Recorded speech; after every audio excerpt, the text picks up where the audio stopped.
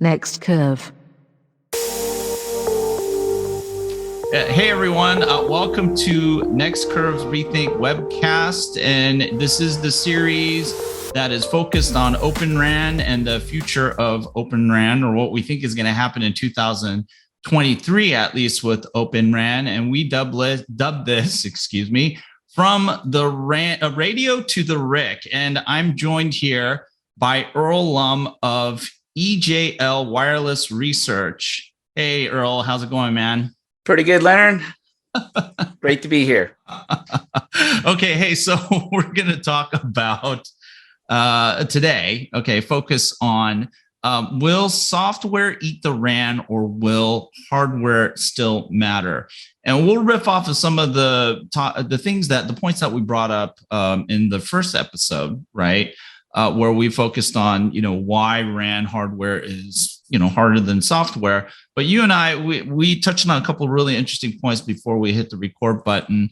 But, I want to throw this out there. I mean, we've heard and continue to hear this doctrine that software is eating everything, right? And I think in the last episode, we ended it by pronouncing, well, that's not the case. Hardware still matters. And we were just talking about VMs, right? And hypervisors, and where does it make sense for them to be deployed? How much of the RAN from the radio to the RIC does it make sense to software define?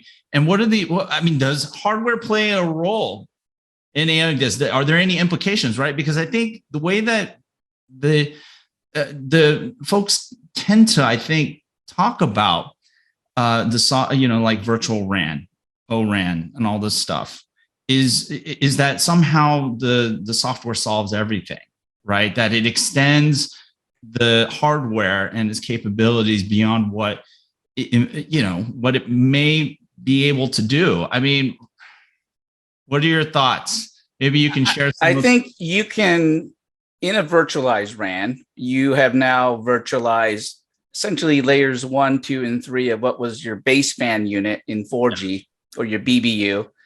And you've split that into two boxes, right? Your DU and your CU. And the question then becomes, like we said last time, how efficient and how small can you make that box, because you have limited room and real estate in a shelter at the bottom of a tower. So as an example, let's look at a 5G radio or a BBU from Ericsson, because it's show and tell time. I told you, he's the real deal. And again, this is a baseband 6648. So if you look at it, it is about, what is this? 1.5U, 1U height, 19-inch rack mounted unit. And if you look at the depth, we're talking maybe 14 inches, something like that, including the fan unit. So not a very big box yet. That little unit there can support at least 10,000 users simultaneously. Right. Yeah. So when we think about some of the bare metal servers supporting 500, 1,000, 2,000, and they're taking up 3 or 4 U height of rack space, and how many radios can those bare metal servers support? This one can support 15 radios from the optical interfaces on the front. So, and if you look at a similar card from our Finnish friends over at Nokia, and again, if you look at the interfaces for the optical side and you look at the number of chips that they have, all of that makes a very big difference in terms of power consumption as well as space, which is the premium real estate at the telecom site and tower. So if you have very inefficient software, or if your software needs a ton of memory, ton of storage, where are you going to place that at the bottom of the tower? In a data center, you again assume that you have unlimited energy, space, and environmental conditions that don't exist when you're in the middle of the Sahara Desert or in Siberia, right? Yeah. So I think the hardware side is, and this is just the DUCU / baseband unit for layers 1, 2, and 3. We haven't even talked about the physical radio. Right. You are not going to, you can make a software defined massive MIMO unit The problem is how efficient is that radio going to be if it has to do everything? Right. Probably not very efficient. That's why there's hundreds of SKUs of different models, of different bandwidths, different Right. efficiencies for every vendor out there. And like we talked about last time, that's where exponentially, if you're manufacturing these things, it's going to blow up on you, because you will have to then have 50 models of different radios for different regions around the world, Yeah. all of these other things just to be Open RAN compliant, right? And then you'll know what it's like to be an OEM and an incumbent that has to deal with all of this stuff. And how do you develop it all? Well, you packed a lot in there. And I think one of the key takes that I think I think especially a lot of the new entrants, the Open RAN entrants that are coming more from an IT, data center perspective, looking at edge. The quote unquote edge is very different, right? Like you said, the constraints are completely different. The implications on what is a performant system, hardware platform and system architecture, that's all very, very different from the well-established assumptions that go into designing a equipment for the data center, right? And Right. that there should really be this appreciation for what happens out in the edge, what edge of the network, and what telco OEMs or these telco network equipment manufacturers have to deal with in terms of designing efficient, optimized systems, right? But then also at the same time, like you said, dealing with the wide range of requirements that generate all these different SKUs that have to be designed and manufactured in order to cater to different environments, different customer needs, right? So Exactly. I mean, if we talk about Open RAN from the sense of, for a mobile operator that has a nationwide footprint with 80,000 towers and 100 million plus subscribers, compared to an Open RAN customer that's a private network for 5G, where they may need 4 sites or 2 or even 1, and the subscribers are then going to be sensors, right, or something else on the factory floor. It's a completely different situation where how does that scale in terms of your product, or how can you dumb it down or strip it out if depending on where you're starting at. And I think that ultimately becomes yet potentially another constraint for that private network / enterprise user as to where can they put all of this equipment in their telecom closet, or where does it go and reside within the manufacturing floor?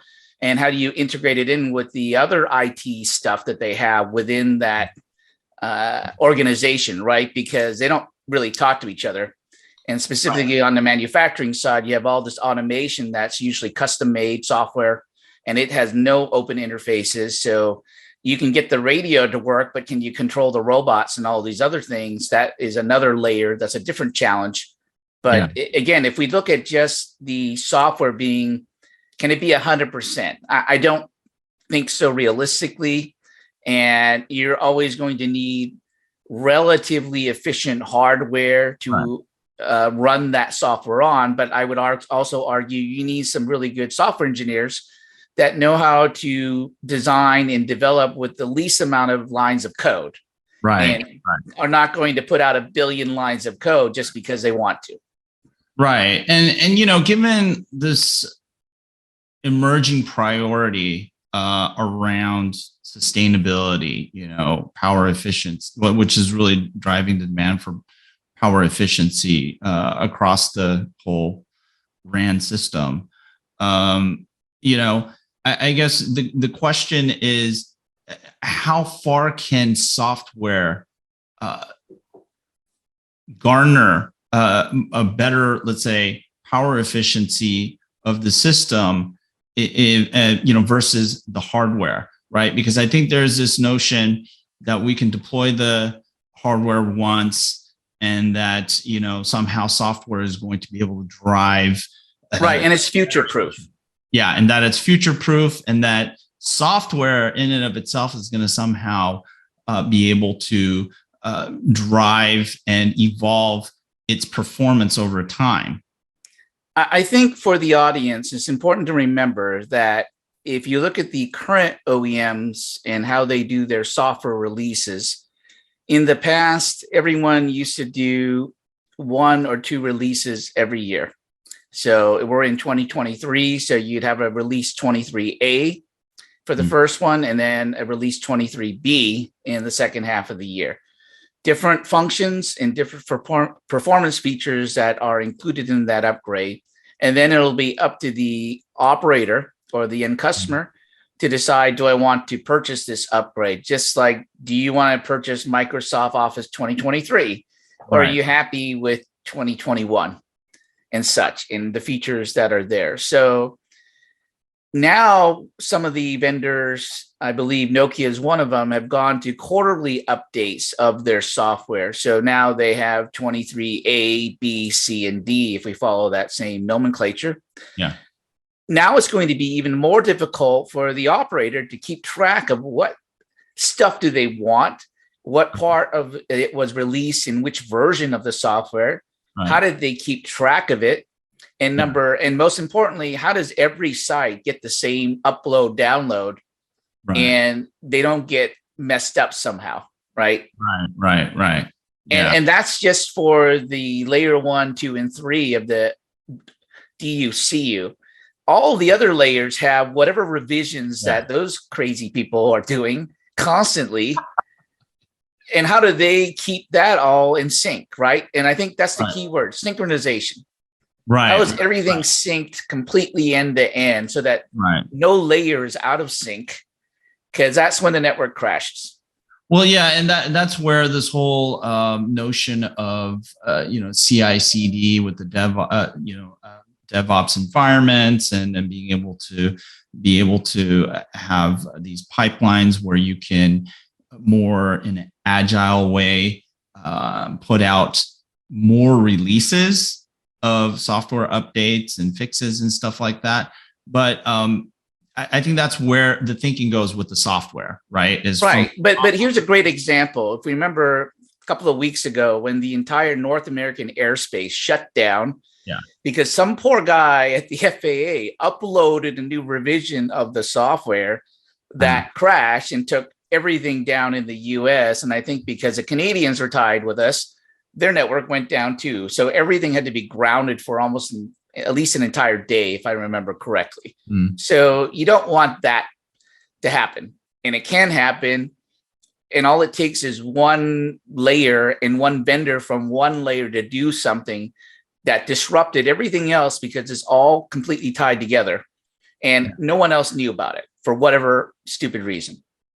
But the thing is that operationally it becomes more complex, and that's where tools such as the DevSec tools, right, or DevSecOps tools come into play, where you're able to do more scalable and effective configuration management across all the assets in the network and all the elements in the network. But those are actually really tough practices even in IT. I think it gets oftentimes portrayed as being something. Oh well, you make your operations more web scale and web hyperscale ops like, then you're going to be able to have all these wonderful benefits. But in reality and in practice, these are very, very difficult practices to adopt. But hey, look, we're up on time. We're time boxing these. Okay. You don't want to drag on forever and ever, right? And I think you want another sip of bourbon there. But hey, for everyone who joined in, thanks for joining in. Hopefully you got something out of this little session that we put together here for the RAN to Rick series. And we will be back next week for another installment. And so stay tuned. Remember to subscribe and check out Earl Lum at EJL Wireless research, and subscribe to NextCurve's research portal at www.next-curve.com. We will see you. Thanks, Leonard.